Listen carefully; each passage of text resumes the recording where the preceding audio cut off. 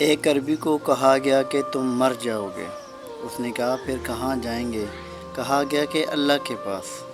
عربی کہنے لگا آج تک جو خیر بھی پائی ہے اللہ کے یہاں سے پائی ہے، پھر اس سے ملاقات سے کیا ڈرنا؟ کس قدر بہترین اس نے ظن ہے اپنے رب سے۔ ایک بزرگ سے پوچھا گیا کہ کیا آپ کسی ایسے شخص کو جانتے ہیں جس کی دعا قبول کی جاتی ہے؟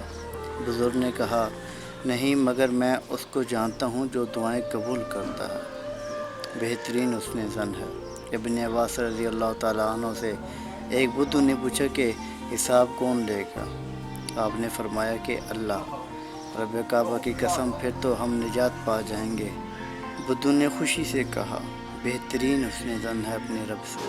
ایک نوجوان کا آخری وقت آیا تو اس کی ماں پھوٹ پھوٹ کر رونے لگی۔ نوجوان نے ماں کا ہاتھ پکڑ کر سوال کیا کہ امی جان، اگر میرا حساب آپ کے حوالے کر دیا جائے تو آپ میرے ساتھ کیا کریں گی؟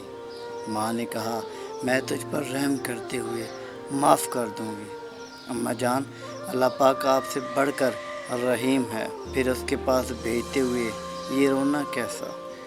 کیا ہی بہترین گمان ہے اپنے رب کے بارے میں۔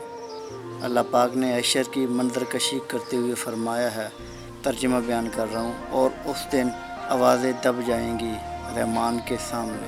اس حشر کی گھڑی میں بھی یہ نہیں فرمایا کہ جبار کے سامنے، بلکہ اپنی صفت رحمت کا آسرا دیا ہے۔ یا اللہ، ہمیں دنیا، قبر حشر، آخرت میں ہمیشہ اپنے فضل و کرم کے سائے میں رکھنا۔ آمین یا رب العالمین۔ اللہ آسانیاں حاصل اور موقع تقسیم کرنے کا شرف عطا فرمائے۔ سلام پہنچے۔